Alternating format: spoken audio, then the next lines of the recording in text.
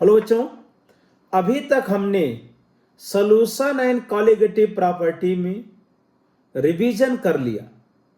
Revision में हमने sufficient concept, theory, फार्मूले डिस्कस कर लिए। उसके बाद हमने 50 क्वेश्चन, एग्जाम क्वेश्चंस डिस्कस किए। पर्पज वो क्वेश्चन आपके मतलब वही क्वेश्चन एग्जाम में पूछे जाएंगे। तो वो जो एग्जाम में पूछे हुए क्वेश्चन है तो उसको आपको वो क्वेश्चन मतलब जितने भी क्वेश्चन हमने डिस्कस किए आपको डेफिनेटली आने चाहिए। ऑब्जेक्टिव 50 क्वेश्चन हमने किए। अब इसके बाद देखिए हम सब्जेक्टिव क्वेश्चन भी डिस्कस करने जा रहे हैं। तो हमने यहां पे 25-26 क्वेश्चन का सब्जेक्टिव क्वेश्चन का एक सेट बनाया है। अब ये सेट हमने पीवाईक्यू के हिसाब से बनाया है। तो अगर आपने ये 26 क्वेश्चन, 25 या 26 जो भी है सब्जेक्टिव क्वेश्चन, इसको अगर आप सॉल्व कर लेते हैं तो बोर्ड में इसके बाहर सब्जेक्टिव क्वेश्चन नहीं पूछा जाएगा।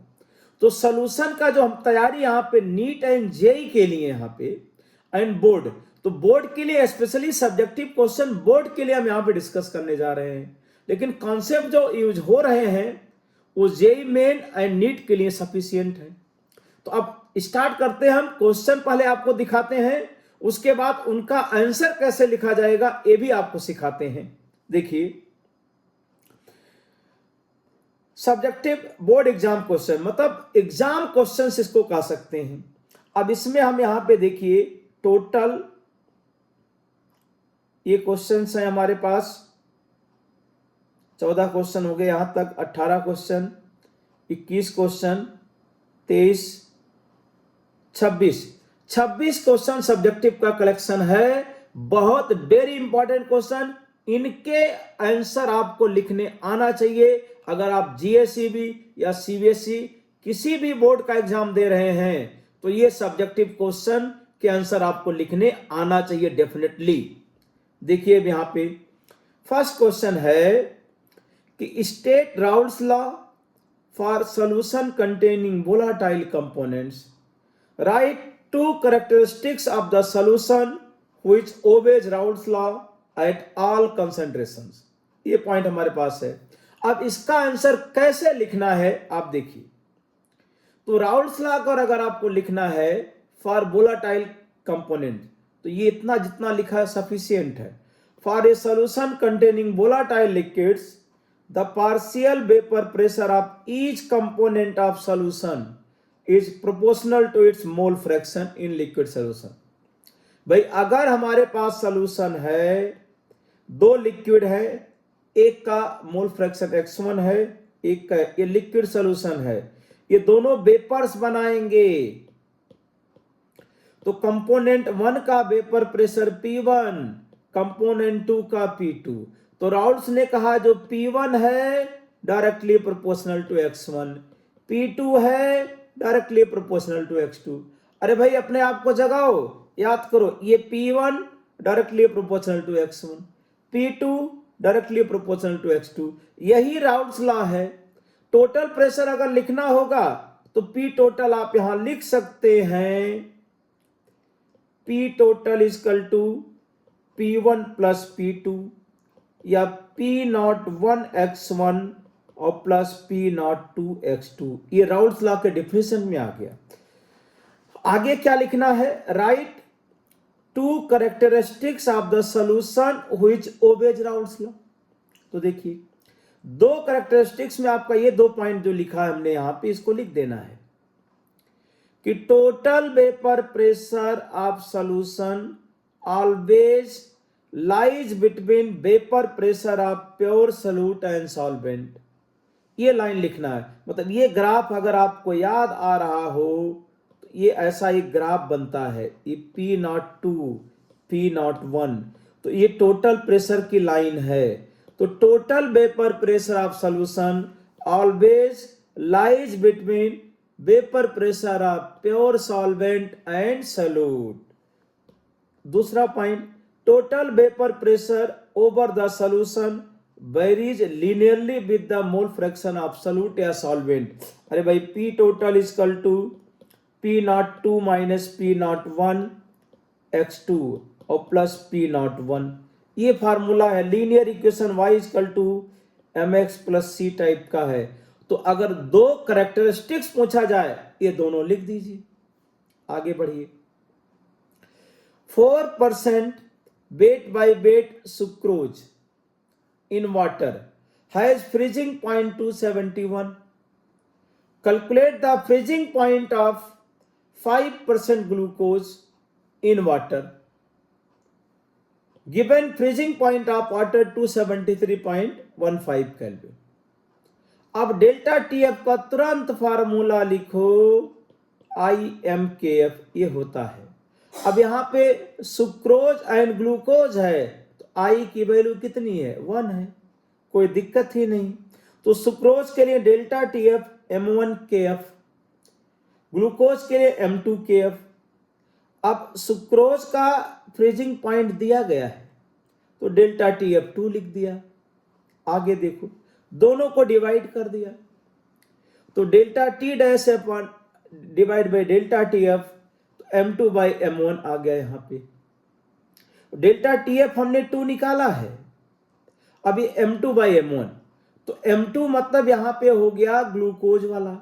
तो ग्लूकोज का मोलल्टी क्या लिखेंगे, कितना परसेंट ग्लूकोज है भाई, 4% सुक्रोज है और 5% ग्लूकोज है। तो 5 और डिवाइड बाई ग्लूकोज का मॉलिक्यूलर वेट कितना 180 इंटू 1000 डिवाइड बाई 95 सॉल्वेंट, ये M2 हो गया। M1 क्या है, यहां डिवाइड करें तो M1 जब डिवाइड करें तो 4/342 इसको ऊपर ले लिया, और ये आप क्या लिखेंगे इसमें 1000 डिवाइड बाई 96 ऊपर ले लिया, इसको सॉल्व कर दिया 2.4 आ गया। अब डेल्टा टी एफ 2 दिया गया है तो डेल्टा टी डैश एफ कितना आ गया 4.8। तो अब फ्रीजिंग पॉइंट क्या हो जाएगा माइनस साइन, तो जो डेल्टा टी एफ आए उसमें माइनस साइन लगा दो तो फ्रीजिंग पॉइंट ऑफ सॉल्यूशन आ जाएगा डिग्री सेल्सियस में। अब केल्विन में लिखना है तो 273.15 माइनस 4.8 268.35 लिख देना है।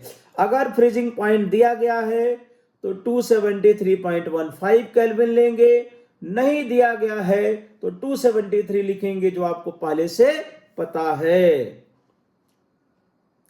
अब तीसरा क्वेश्चन देखिए, calculate the freezing point of an aqueous solution containing 10.5 gram magnesium bromide in 200 gram of water assuming complete dissociation of magnesium bromide.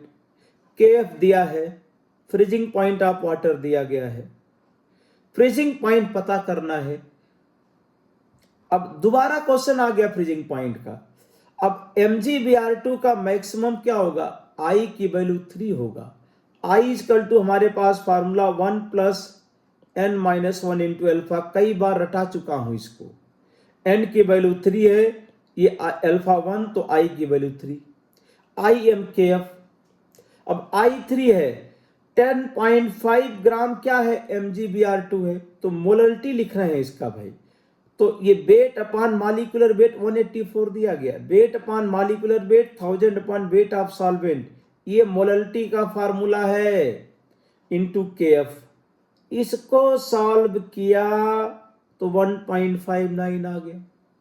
अब डेल्टा TF 1.59, तो फ्रीजिंग पॉइंट अगर कोई पूछे कि डिग्री सेल्सियस में लिखो तो आपको लिख देना चाहिए था -1.59 डिग्री सेल्सियस, लेकिन केल्विन में लिखना है तो 273.15 माइनस 1.59। तो अगर फार्मूला आप पूरा लगाना चाहें तो डेल्टा TF को क्या लिखते हैं T0F माइनस TF, तो जो TF हो जाता है T0F माइनस डेल्टा TF, तो ये 0 माइनस डेल्टा TF, तो ये डिग्री सेल्सियस में आता है आंसर। ठीक, आप कर लेंगे इसमें। फोर्थ क्वेश्चन देखिए, करें कि define the following terms colligative property and molality. अब ये क्वेश्चन आपको हमने बोर्ड एग्जाम के लिए खोज के इंपॉर्टेंट क्वेश्चन सेलेक्ट किए हैं। ये आप इतने क्वेश्चन सॉल्व कर लोगे तो बोर्ड में इन्हीं में से क्वेश्चन पूछे जाएंगे। Define the following terms colligative property. तो कॉलिगेटिव प्रॉपर्टी का मतलब देखिए, कॉन्सेप्ट अगर आपको पता है तो ज्यादा परेशान होने की जरूरत नहीं है। कॉलिगेटिव प्रॉपर्टी का मतलब क्या? The property of solution which depends upon number of particles of solute and does not depends upon nature of solute are known as colligative properties. तो ये पॉइंट यहां पे लिख देंगे। Molarity, number of moles of solute in 1 kg solvent. अरे भाई, revision के नाम पे, ऑब्जेक्टिव क्वेश्चन के नाम पे, सब्जेक्टिव क्वेश्चन के नाम पे मैं बार बार 4 बार कॉन्सेप्ट को आपको रिवाइज कर रहा हूं। ये पॉइंट्स आप याद कीजिए, आपका सारा इसमें जितना भी प्रॉब्लम होगी एग्जाम में आप अच्छी तरह से परफॉर्म कर पाएंगे अगर इतने पॉइंट्स आपको मेमोराइज्ड हो जाते हैं तो। ये आ गया हमारे पास। अब क्वेश्चन नंबर 5 फिर तो मास परसेंटेज का देखो, तीसरा क्वेश्चन आ गया बोर्ड में। तो सब्जेक्टिव क्वेश्चन जब हमने ईयर्स वाइज सेलेक्ट किए तो उनको जब सेलेक्ट किया हमने यहां पे, तो देख रहे हैं कि ये डेल्टा टीएफ का क्वेश्चन तो बार बार आ रहा है। डेल्टा टीएफ और डेल्टा टीबी वाला क्वेश्चन बार बार पूछा जा रहा है इसमें। तो अब देखिए फिर से क्वेश्चन आ गया अपने पास। 10% बाई मास सुक्रोज है, फ्रीजिंग पॉइंट इतना दिया है 269.15। Calculate freezing point 10% glucose if freezing point of water this. Molar mass दोनों का दिया जाएगा। तो तुरंत डेल्टा टीएफ एम के एफ और delta T dash M2 KF लिख दिया। अब पहले में जो सुक्रोज है उसका फ्रीजिंग पॉइंट दिया गया है तो डेल्टा टीएफ तुरंत 4 आ गया यहाँ पे। अब दोनों को डिवाइड करो M2/M1। तो डेल्टा टी डैश एफ हमें पता करना M2/M1। ये M2 ग्लूकोज का है तो ग्लूकोज 10/80 1000/90 और ये भी 10% ही है तो ये 90 × 342 10 × 10, मतलब इसको आप M1 को लिखोगे तो 10/90 आएगा और 1000/342 ये दोनों ऊपर चले जाएंगे। और KF की वैल्यू कितनी दिया गया है? 4 दिया है इसमें। KF की वैल्यू यहां पे नहीं, डेल्टा TF 4 दिया है, KF तो कैंसिल हो गया। डेल्टा TF 4 सॉल्व किया, कितना आ गया? 7.6। तो freezing point of solution minus लिखेंगे या केल्विन में लिखना है तो 273 से माइनस कर देंगे। तो जो डेल्टा TF आया फार्मूला हमने कई बार बताया, तो आपको यहां पे अगर लिख सकते हो -7.6 डिग्री सेल्सियस। केल्विन में लिखना है तो 273.15 से और माइनस कर। अरे भाई ठीक है, क्वेश्चन नंबर 6 में आ जाते हैं। Calculate the freezing point of solution when 1.9 gram MgCl2 was dissolved in 50 gram water। 1.9 ग्राम इसका फ्रीजिंग पॉइंट पता करना है। ये 5 मार्क्स का क्वेश्चन आएगा इस तरीके से। कंप्लीट आयनाइजेशन मतलब आप आई की वैल्यू मैक्सिमम लिख देंगे यहाँ पे। अब इसके बाद सेकंड पार्ट, तो पहले फर्स्ट पार्ट करते हैं यहाँ पे। तो MgCl2 I3 IMKF 1.9 ग्राम डिजॉल्व किया है, डिवाइड बाई 95 इसका मोलर मास है, 1000/15 ये मोलरिटी है और KF दिया 1.86। ये आ गया 2.23। डेल्टा TF आ गया। तो फ्रीजिंग पॉइंट अगर डिग्री सेल्सियस में पूछा जाए तुरंत लिखो -2.23 डिग्री सेल्सियस। केल्विन है तो 273 - 15 उसमें और ऐड कर दीजिए, 270.92 आ गया। अब ये पूछ रहे हैं बी पार्ट में कि out of 1 molar glucose and 2 molar glucose which one has the higher boiling point and why. अरे भाई 2 मोलर कॉलिगेटिव प्रॉपर्टी ज्यादा होगा, number of particles of solute ज्यादा है।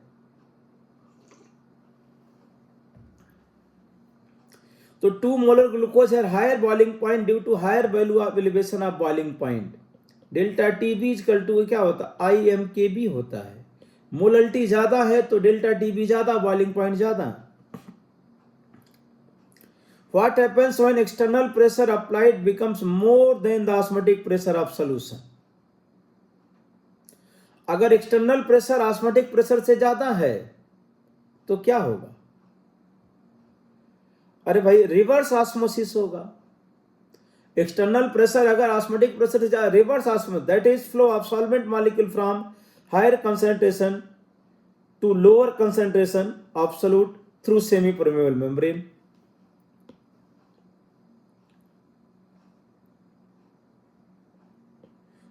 थ्रू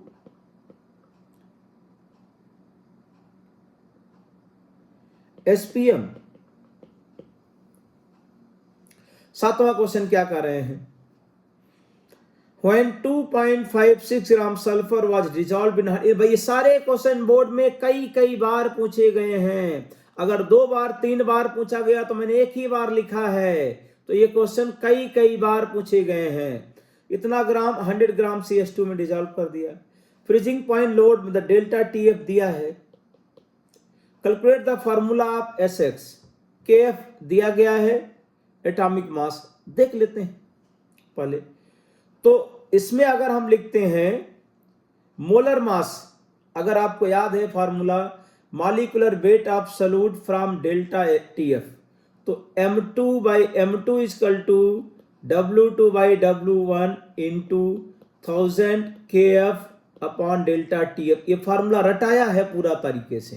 तो डेल्टा TF अगर दिया गया है, तुरंत मोलर मास ऑफ सॉल्यूट लिखिए।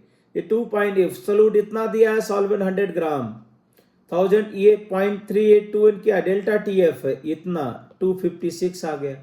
तो मॉलिक्यूलर वेट ऑफ सॉल्यूट कितना आ गया? 256। तो एटॉमिसिटी कितना लिख देंगे इसका? Molecular weight divide by atomic weight, 8 आ गया भाई। SX क्या हो जाएगा? S8 हो जाएगा।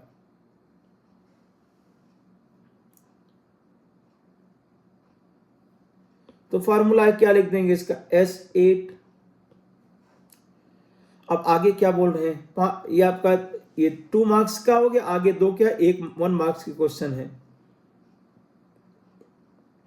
Blood cells are isotonic with 0.9% NaCl। NCERT की डाटा दिया गया भाई, इसमें 0.9% Na सोल्यूशन जो है ब्लड सेल के आइसोटोनिक है। सुनाई दिया क्या?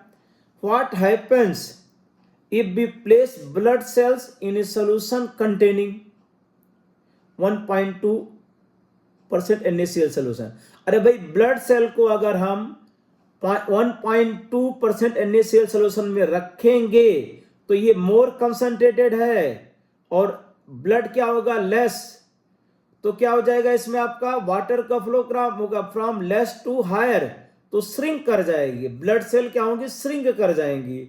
और अगर 0.4 मोलर NaCl सॉल्यूशन में रखेंगे तो ब्लड सेल्स क्या होंगे? स्वेल कर जाएंगे इसमें। अरे भाई याद करो, ऑस्मोसिस हाइपरटोनिक हाइपोटोनिक, तो यहां पे क्या हो जाएगा? श्रिंक कर जाएगा, स्वेल कर जाएगा। इतना लिखना था इसमें। अब क्वेश्चन नंबर 8 देखिए।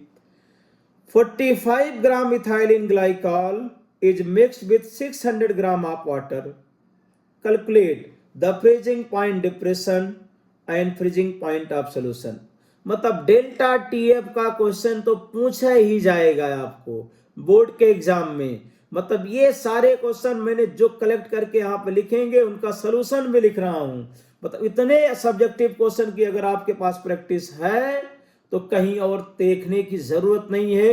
इन्हीं क्वेश्चन का आंसर याद कर लीजिए, डेफिनेटली बोर्ड में यहीं से क्वेश्चन पूछा जाएगा।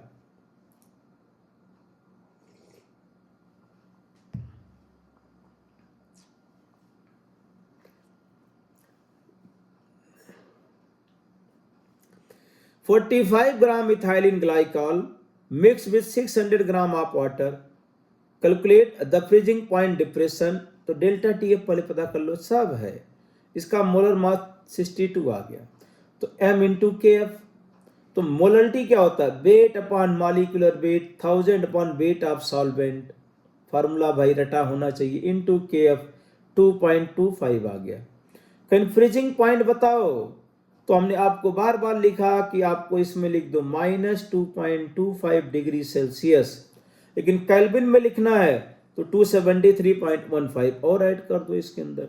अगर क्वेश्चन के अंदर 273 दिया गया है तो 273 माइनस 2.25 कर देंगे, ये आंसर आ गया 270.9।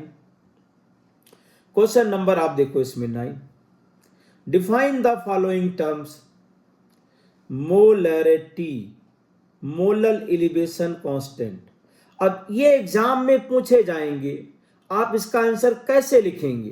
तो जब तक आप PYQ नहीं सॉल्व करेंगे तो आपको आइडिया नहीं चलेगा कि हम क्वेश्चन का आंसर कैसे लिखें। तो अगर आपसे अभी तक बहुत ज्यादा लापरवाही हुई है तो ये आपको वीडियो देखना है और इसमें हम एकदम सटीक आंसर लिखे हैं। जितना एग्जामिनर को चाहिए उतने पॉइंट हमने केवल यहाँ पे बोला है।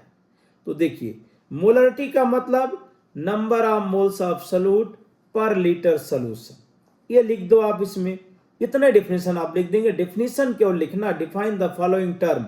और अगर आपको ज्यादा लिखना है तो तुरंत फार्मूला लिख दो, मोल पर लीटर, ये मोलरिटी आ गया। फिर मोलर एलिवेशन कांस्टेंट Kb को डिफाइन कीजिए। अब Kb का डेफिनेशन यहां पे देखिए क्या लिखा है, molar elevation constant can be defined as the elevation of boiling point produced when 1 mole of solute dissolved in 1 kilogram of solvent. It is also known as evoluoscopic constant। मतलब ये formula होता है delta TB equal to m into KB। अगर हम m को 1 लिख दें तो KB क्या हो जाएगा, डेल्टा TB के बराबर हो जाएगा। तो KB का डिफिनेशन किसके बराबर हो जाएगा, defined as the elevation in boiling point. मतलब जब 1 मोल सॉल्यूट को 1 kg सॉल्वेंट में डिसॉल्व करें तो जितना डेल्टा TB आएगा वही क्या है, KB है। बस इतना लिख दो, आगे बढ़ो, नंबर मिलेगा आपको। अगला देखिए, इसमें ये 5 मार्क्स के क्वेश्चन थे तो आपके 1-1 मार्क्स के दोनों पार्ट कर दिए। अब 3 मार्क्स का क्वेश्चन यहां पे दिया गया है।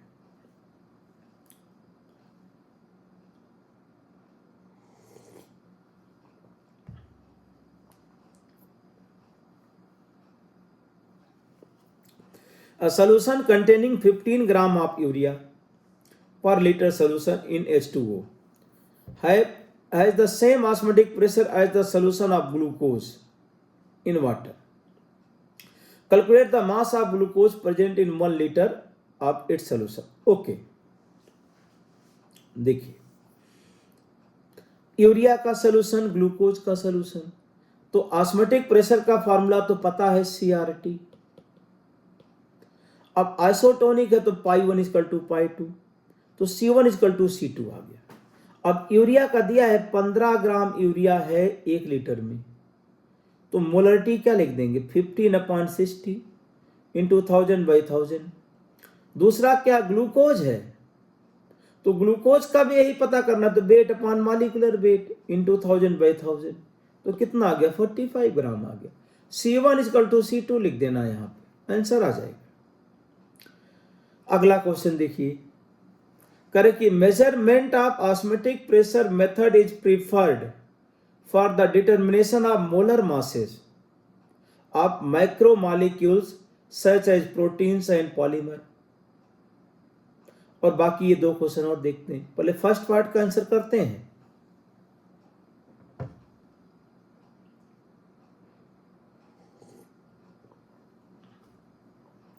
चार कॉलिगेटिव प्रॉपर्टी हमने पढ़े हैं, relative lowering of vapour pressure, elevation of boiling point, depression in freezing point and osmotic pressure.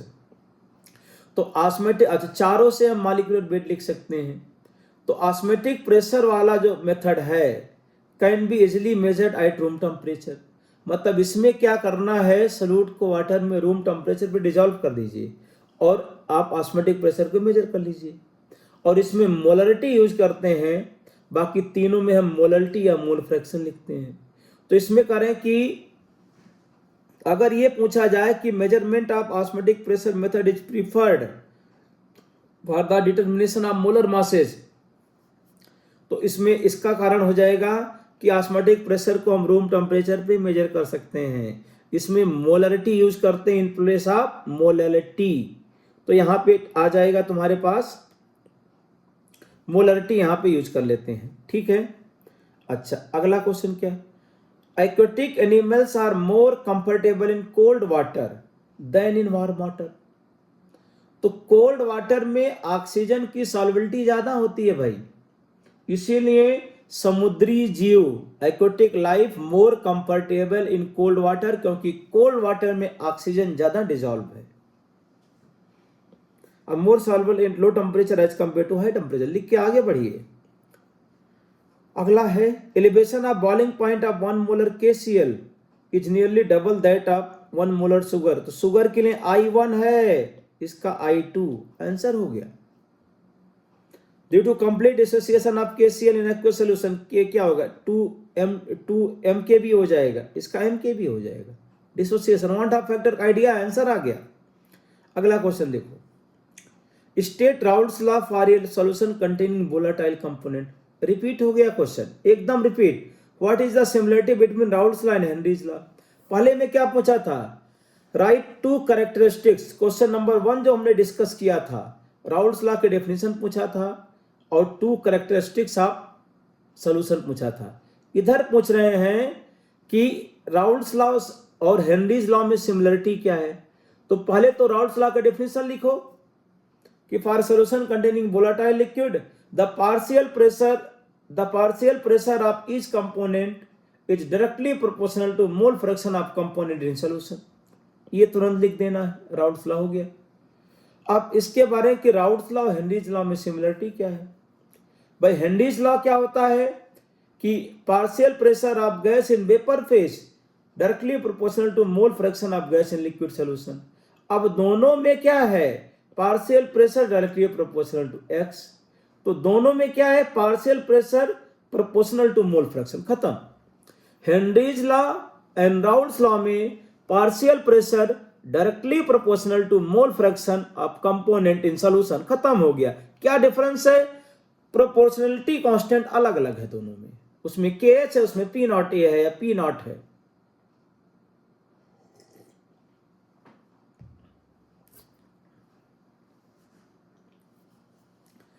Calculate the boiling point of 1 molar aqueous solution of potassium chloride assuming complete dissociation, मतलब I2 लिखना है, KB water का दिया गया है तो I2 लिखा। Volume of solution 1 litre मान लो, मास ऑफ सॉल्यूशन कितना हो जाएगा 1040, डेंसिटी ऑफ सॉल्यूशन दिया गया है, हमें मोलरिटी निकालना है। तो 1 लीटर अगर सॉल्यूशन है तो 1040 ग्राम हो गया। तो मास ऑफ KCl कितना है 74.5 ग्राम, तो मास ऑफ सॉल्वेंट 965.5 ग्राम। अरे भाई 1 मोलर सॉल्यूशन है तो 1 मोलर सॉल्यूशन का मतलब हो गया कि 1 लीटर सॉल्यूशन में 1 मोल KCl है, तो तुरंत ये आ गया हमारे पास। अब मोलरिटी निकालेंगे यहां से, तो मोलरिटी 1.036 आ जाएगा। तो डेल्टा TB IMKB, तो IMKB 1.077, तो बॉइलिंग पॉइंट 101.077 ये आ जाएगा। इस इतना करना पड़ेगा, डिग्री सेल्सियस में आएगा। तो ये कैलकुलेशन आप कर देंगे यहाँ पे। Calculate the mass of a non volatile solute which should be dissolved in इतना gram octane to reduce it vapour pressure to 80%। Okay, अब देखिए आपके पास फार्मूला है, ये डेरिवेशन मैं नहीं करना चाहता हूं, हम आपको अलग से बता दे रहे हैं। आप देखिए हमने एक फार्मूला लिखा था कि MB = WB/WA into MA delta P/P0A, या फिर MB = WB/WA MA delta P/P। तो इसमें आता अप्रोक्सीमेट, इसमें एक्चुअल। अब MB कितना दिया है 40 दिया है,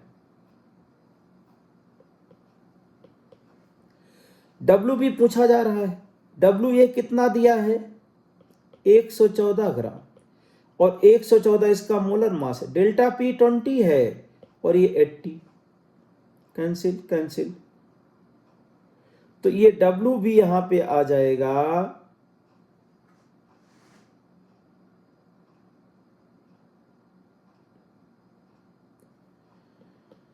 40 इंटू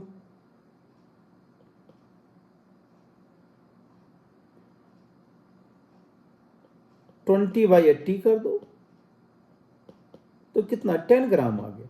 अच्छा, अगर यहां पे हम डेल्टा P नॉट ए रखेंगे तो P नॉट ए कितना आ जाएगा 100 आ जाएगा। अगर आप 100 लिखेंगे तो इसमें आ जाएगा 100, तो इसमें अगर आएगा 100 तो 8 ग्राम आ जाएगा आंसर।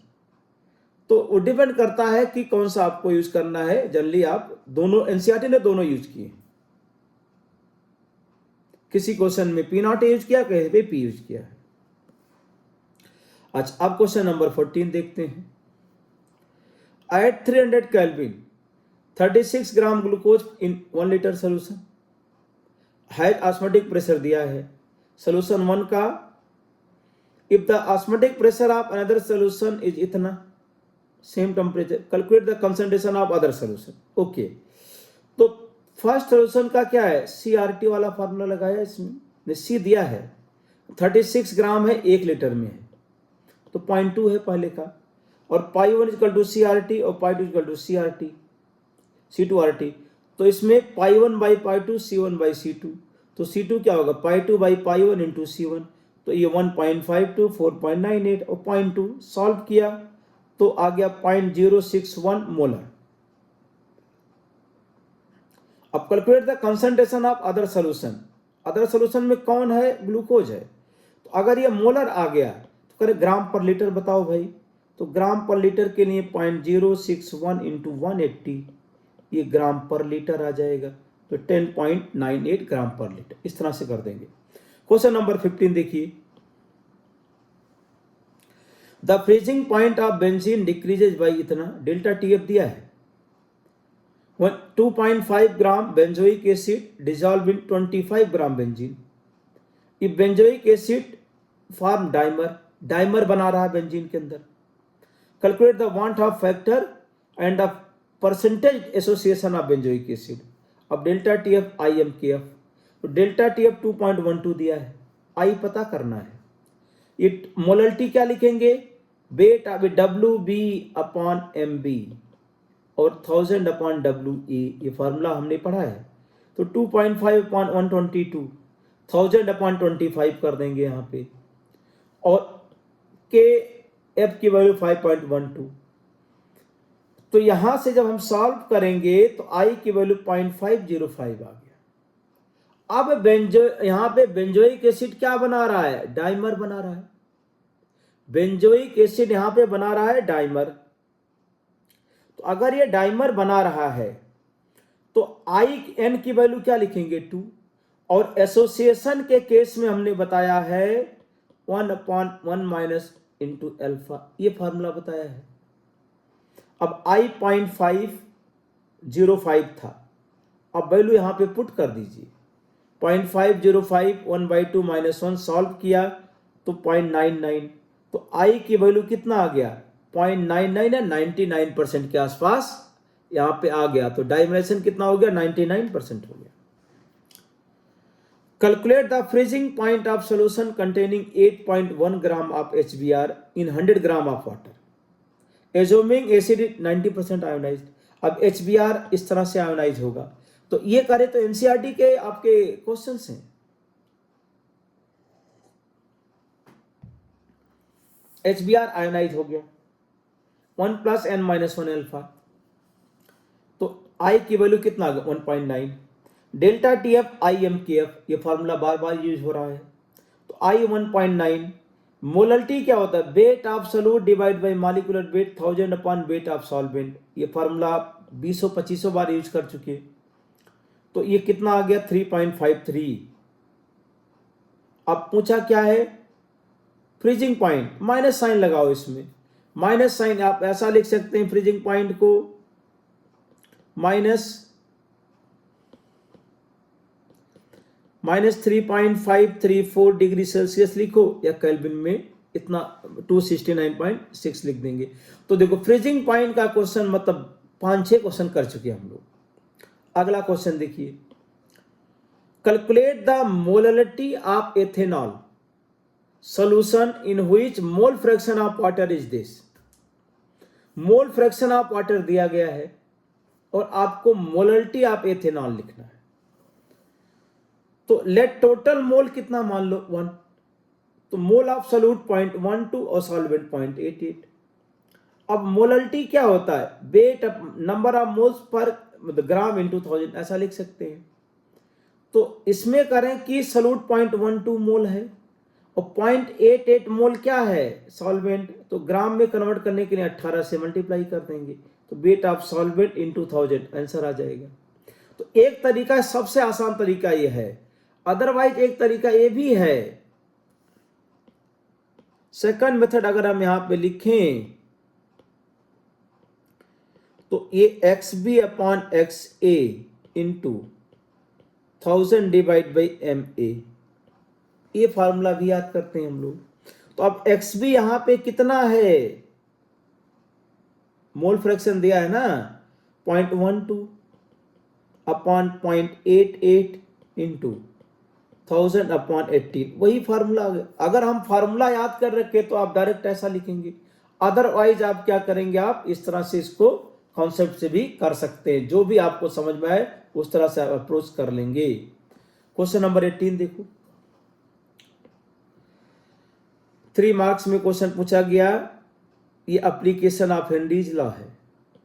हेनरीज लॉ के एप्लीकेशन एनसीईआरटी में दिए गए हैं, उसे हमें याद करना है।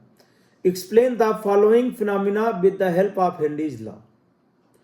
Painful condition known as bends, feeling of weakness and discomfort in breathing at high altitude. Why soda water bottle kept at room temperature fizzes on opening? ये हेनरीज लॉ की एप्लीकेशन है, पूछ लिया question. Painful condition as bend, तो Henry's law represent a relation between solubility of gases in liquid at and partial pressure. Scuba divers when comes towards surface the pressure gradually decreases. So this reduced pressure releases the dissolved gas present in blood and leads to formation of bubbles of nitrogen in the blood. This creates a painful condition by blocking capillaries known as veins. अरे भाई अपनी भाषा में आप लिख दो कि जब स्क्यूबा डाइवर्स हाई प्रेशर पे नीचे रहता है तब नाइट्रोजन उसमें ज्यादा डिजॉल्व हो जाती है, लेकिन जब वो 1 atm पे ऊपर आता है सरफेस पे तो डिजॉल्व नाइट्रोजन क्या है, सब बबल्स के फॉर्म में बाहर आ जाती है। तो जिससे अच्छा ब्लड के बबल के फॉर्म में आया तो नाइट्रोजन तो डिजॉल्व जब हुआ था तो कॉम्प्लेक्स बनाया नहीं था, बबल्स के फॉर्म में बाहर आया तो पेनफुल इफेक्ट आएगा, कैपिलरीज को ब्लॉक कर देगा। इसी मेडिकल कंडीशन को क्या कहा जाता है, बेंड्स कहा जाता है।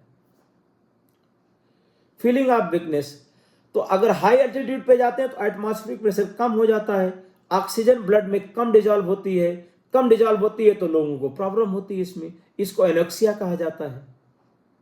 डिस्कम्फर्ट फीलिंग सरफेस, ये आपको लिख दिया।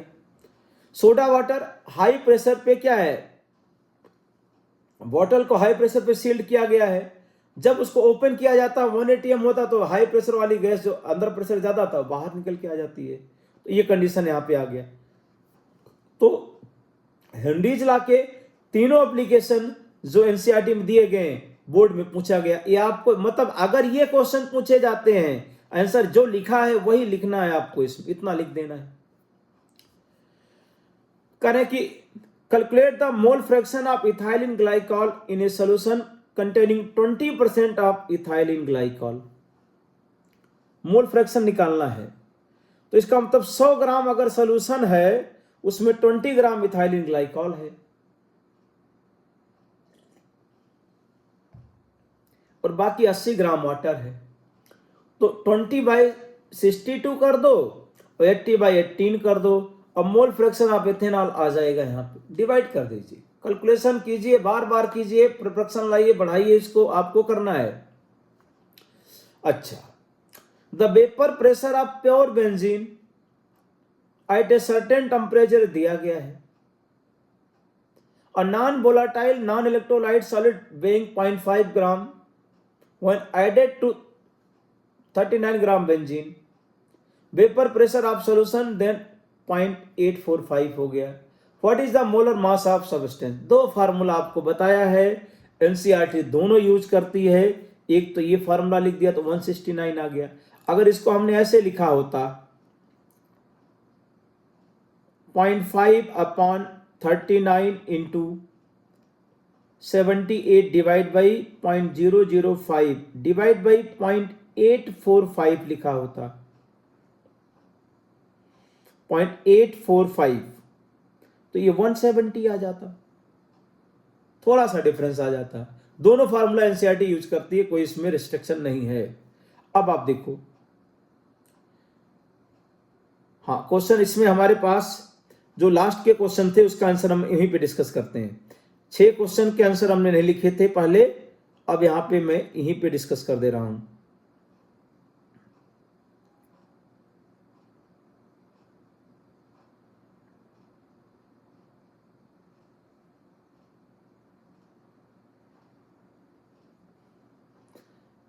हाँ देखिए 21 इसमें करें कि state Henry's law and mention some important application अभी हमने क्वेश्चन नंबर 18 में पढ़े. तो हेनरीज लॉ के एप्लीकेशन 18 वाले से आपको लिखना है. तो अब देखिए 21 का जब आपको सोल्यूशन बना रहे हैं तो 21 का जब यहां सोल्यूशन हमने लिखा 21 का सोल्यूशन तो हेनरीज लॉ पहले तो आप डेफिनेशन लिख देंगे. हेनरीज लॉ तो vapour pressure of gas in partial pressure of gas in vapour phase directly proportional to mole fraction of gas in solution, या P इक्वल टू KH आप लिख देंगे भाई ऐसा. और 3 एप्लीकेशन जो लिखना है तो आप जो इसमें जो एप्लीकेशन लिखना है हेनरीज लॉ का एप्लीकेशन, तो क्वेश्चन नंबर 18 का आप आंसर लिख देंगे.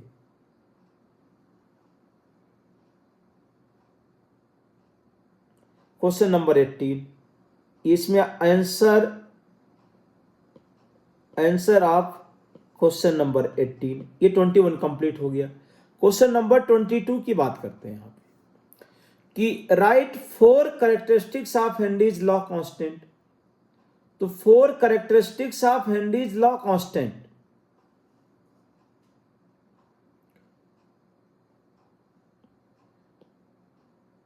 अब अगर आपको याद आ रहा है तो अच्छी बात है.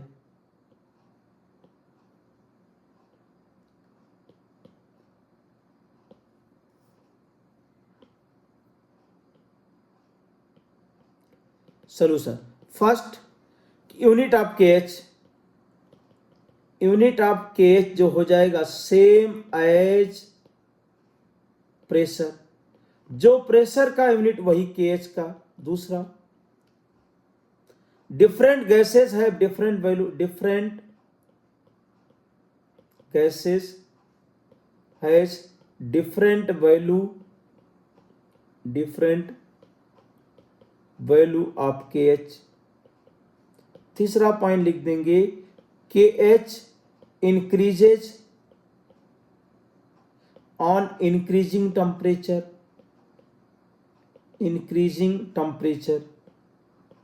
चौथा solubility decreases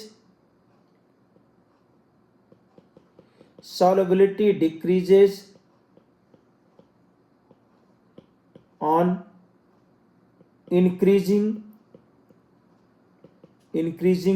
value of KH. ये हो गया. 4 करेक्टरिस्टिक्स लिख दिया आपने KH की. इतना याद होना चाहिए आपको. 23 का आंसर यही लिख देते हैं भाई. State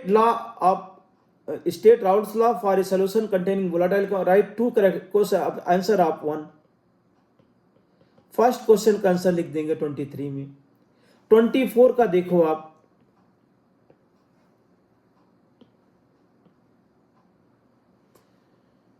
ट्वेंटी फोर में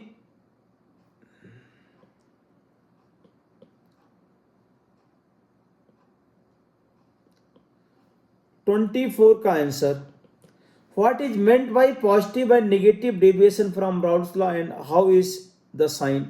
अब देखिए, अगर positive deviation and negative deviation, तो पॉजिटिव का क्या मीनिंग है? Positive deviation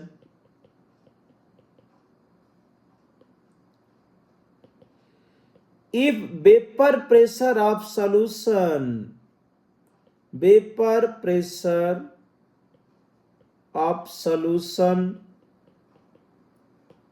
is greater than predicted by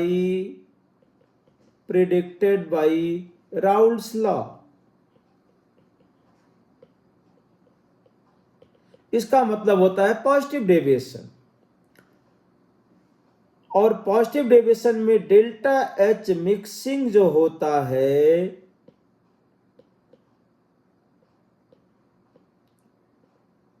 greater than 0 लिख देते हैं, और नेगेटिव डेविएशन का मतलब होता है negative deviation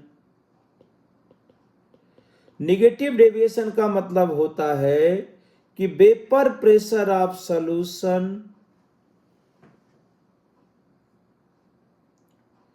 vapour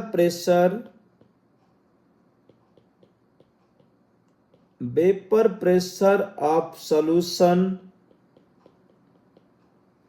lower than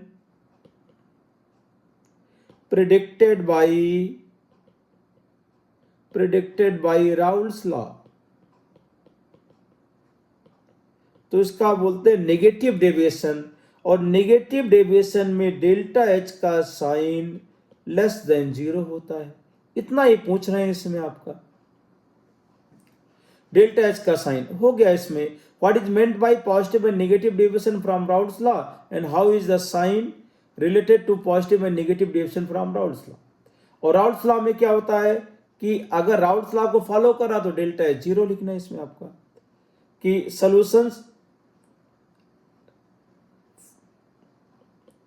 for ideal solution, जिसको आप कहते हैं ideal solution, delta H mixing is equal to 0। ये आ गया इसमें आपका। अब क्वेश्चन नंबर 25 का आंसर देखो। ये एनसीईआरटी के क्वेश्चन है, लेकिन मिनिमम इतने क्वेश्चन आपको सॉल्व करना है।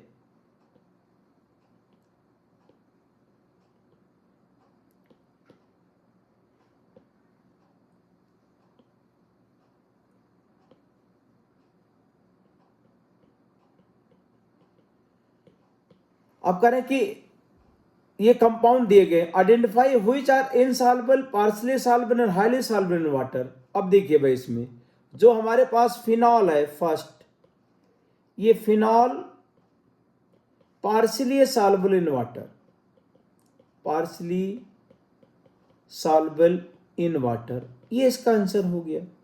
टॉल्यूइन को क्या लिखेंगे? Insoluble in water. टॉल्यूइन जो insoluble in water, insoluble in water. और फॉर्मिक एसिड की बात करें, इसको लिख देंगे highly soluble in water, highly soluble in water. ये आपको यहां पे आ गया, हाईली सॉल्युबल इन वाटर। और इसके बाद में अगर हम फोर्थ का लिखें, इथाइलिन ग्लाइकॉल, इथाइलिन ग्लाइकॉल, ये भी क्या लिखो? Highly soluble in water. और क्लोरोफॉर्म एंड पेंटेनॉल, तो पांचवा जो है CHCl3 और पेंटेनॉल, पेंटेनॉल, ये दोनों को क्या लिखना? Partially soluble in water. ये भी लिखना है पार्शियली सॉल्युबल इन वाटर। तो ऐसा अगर इस टाइप का क्वेश्चन आएगा तो आप ऐसा आंसर लिख देंगे इसमें। Define azeotropic mixture and right, इसका भी हम लिख देते हैं। Define azeotropic mixture and right types of azeotrope.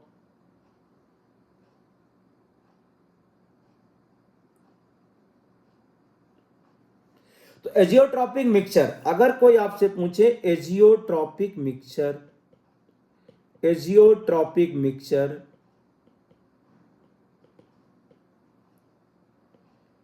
तो एजियोट्रॉपिक मिक्सचर में कहेंगे same composition in liquid and vapour phase. First point तुरंत लिख देंगे, same composition, same composition in liquid and vapour phase. ऐसा सॉल्यूशन जिसमें liquid phase and vapour phase में composition same है, वही क्या है, एजियोट्रॉपिक मिक्सचर। दूसरा point, it is also known as constant boiling mixture. It is also known as constant boiling mixture, cannot be separated by distillation, cannot be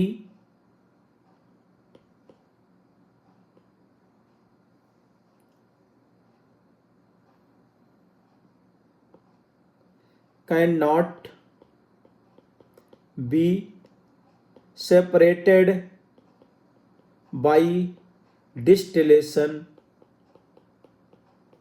ये 3 point लिख दिया azeotropic mixture के बारे में, इतना आपको लिख दिया तो सफिशिएंट है भाई, इससे ज्यादा नहीं लिखने की जरूरत है। एजियोट्रॉपिक मिक्सचर ये आ गया। अब इसके बाद क्या लिख रहे हैं, right types of azeotropic mixture with example. Okay, types of azeotropic mixture, types में अगर लिखें तो फर्स्ट है minimum boiling, minimum boiling azeotrope, boiling azeotrope. Can example लिखो वाटर प्लस एल्कोहल।